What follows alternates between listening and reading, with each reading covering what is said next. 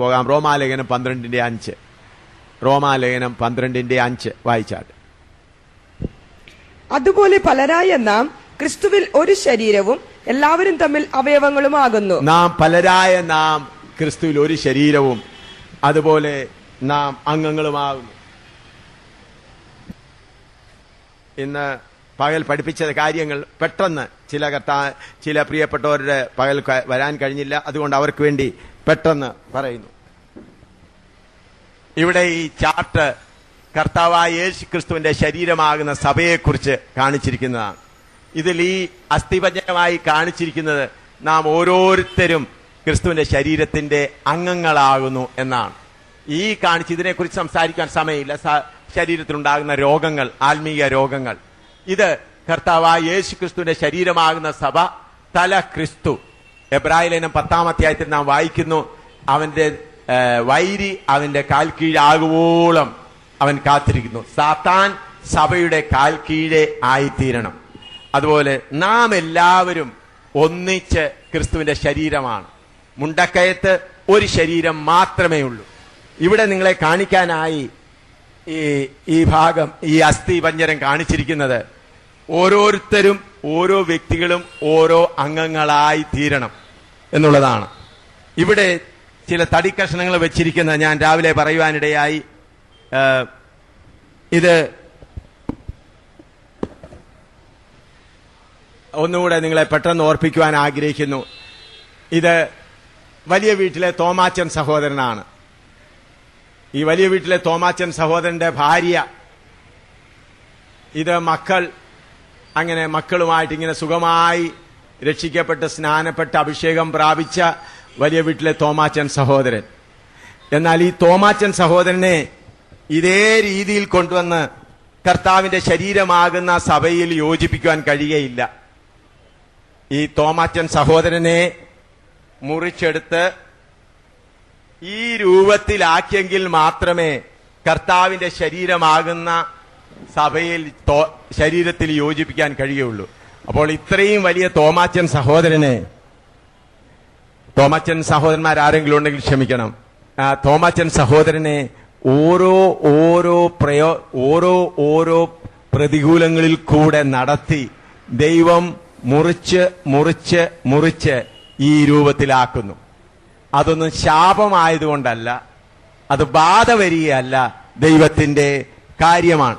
അതിനാണ് ചിലപ്പോൾ ക്രിസ്തീയ ജീവിതത്തിൽ കർത്താവ് പരിശോധനയാകുന്ന സാത്താന്റെ കയ്യിൽ കർത്താവ് വാളേൽപ്പിച്ചിട്ട് ഭാര്യയുമായിട്ട് വലിയ സ്നേഹത്തിൽ കഴിയുകയാണ്. അപ്പോൾ ആ സ്നേഹത്തിൽ നിന്ന്, ആ ജഡീയ സ്നേഹത്തിൽ നിന്ന് മാറി ആത്മീയ സ്നേഹത്തിലാകണം. തനിക്കുള്ളത് സകലതിനെയും ത്യജിക്കണം.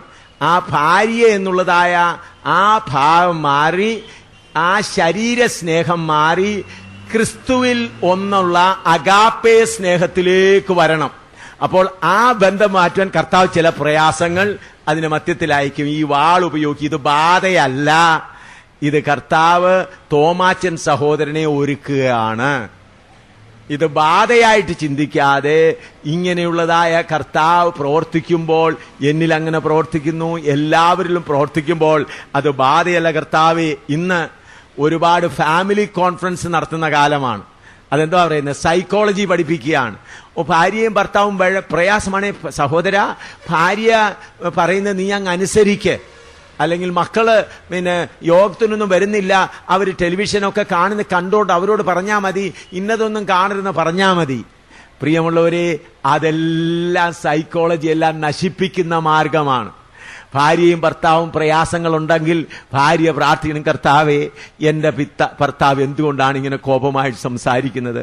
അതുകൊണ്ട് എന്നിൽ എന്താണ് മാറ്റം വരുത്തുവാൻ നീ ആഗ്രഹിക്കുന്നത്? അതുപോലെ ഭാര്യ പ്രാർത്ഥിക്കണം, കർത്താവേ, എന്റെ ഭാര്യ എന്തുകൊണ്ടാണ് അങ്ങനെ ചെയ്യുന്നത്? എന്റെ ഭാര്യ ഇവിടെയുണ്ട്, എന്റെ ഭാര്യയുടെയും മക്കളും ഇവിടെ ഉണ്ട്, അവരുടെ മധ്യത്തിലാണ് ഞാൻ പറയുന്നത്. ഇങ്ങനെയുള്ള അനേക പ്രതികൂലങ്ങൾ കർത്താവ് വാളുകൊണ്ട് അയക്കുമ്പോൾ നാം അത് നിർത്താനല്ല പ്രാർത്ഥിക്കേണ്ടത്. കർത്താവേ, വേദന കൂടുന്നു, നീ ഇങ്ങനെ മുറിക്കുമ്പോൾ വേദന കൂടുന്നു. ഒരു പക്ഷേ മകൻ ക്ലാസ്സിൽ തോറ്റുപോകുന്നു. കർത്താവ്, എന്തുകൊണ്ടാണ് എന്റെ മകൻ തോറ്റുപോയത്? എന്റെ മകൻ തോറ്റുപോകുന്നതിന്റെ കാരണം എന്താണ് കർത്താവേ എന്ന് കർത്താവിനോട് പ്രാർത്ഥിക്കുമ്പോൾ കർത്താവ് തീർച്ചയായിട്ടും പറഞ്ഞു തരും, ഇന്ന കാരണത്താലാണ് മകൻ തോറ്റുപോയത് കർത്താവേ. അപ്പോൾ നമ്മൾക്ക് സംഭവിക്കുന്ന നമ്മുടെ തലയിലെ എല്ലാ മുടികളും കർത്താവ് എണ്ണിയിരിക്കുന്നുവെങ്കിൽ നമ്മൾക്ക് സംഭവിക്കുന്ന സകലതും എല്ലാ കാര്യങ്ങളും കർത്താവ് അറിയുന്നു. ഫിലിപ്പിയ ലേഖനത്തിൽ എഴുതിയിട്ടുണ്ട്. ഫിലിപ്പിയ ലേഖനം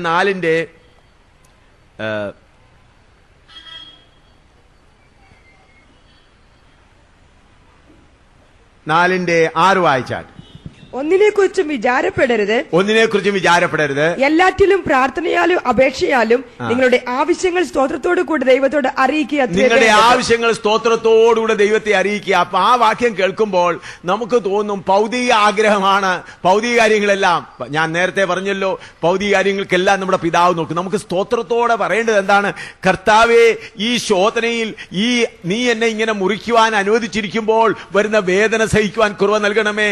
ഞാൻ എന്റെ ഭാര്യയെ നിന്നേക്കാൾ കൂടുതലായി സ്നേഹിക്കുന്നു, എന്റെ മക്കളെ നിന്നേക്കാൾ കൂടുതലായി സ്നേഹിക്കുന്നു. ആ സ്നേഹം എന്നിൽ നിന്ന് മാറ്റണമേ കർത്താവേ. എന്നിൽ സഹിഷ്ണുതയില്ല, എനിക്ക് സഹിഷ്ണുത. ഇതാണ് നമ്മുടെ ആവശ്യങ്ങൾ. ഭൗതികമായ ആവശ്യങ്ങളെല്ലാം നമ്മുടെ പിതാവ് അറിയുന്നു.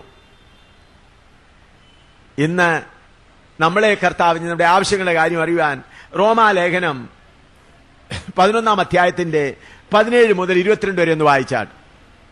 റോമാലേഖനം 11:17 മുതൽ 22 വരെ. കൊമ്പുകളിൽ ചിലത് ഒടിച്ചിട്ട് കാട്ടൊലിവായി നിന്നെ അവയുടെ ഇടയിൽ ഒട്ടിച്ചേർത്ത് ഒലിവ് മരത്തിന്റെ ഫലപ്രദമായ വേരിന് പങ്കാളിയായി തീർന്നുവെങ്കിലോ കൊമ്പുകളുടെ നേരെ പ്രശംസിക്കരുത്. പ്രശംസിക്കുന്നുവെങ്കിൽ നീ വേരിനെ അല്ല, വേർ നിന്നെ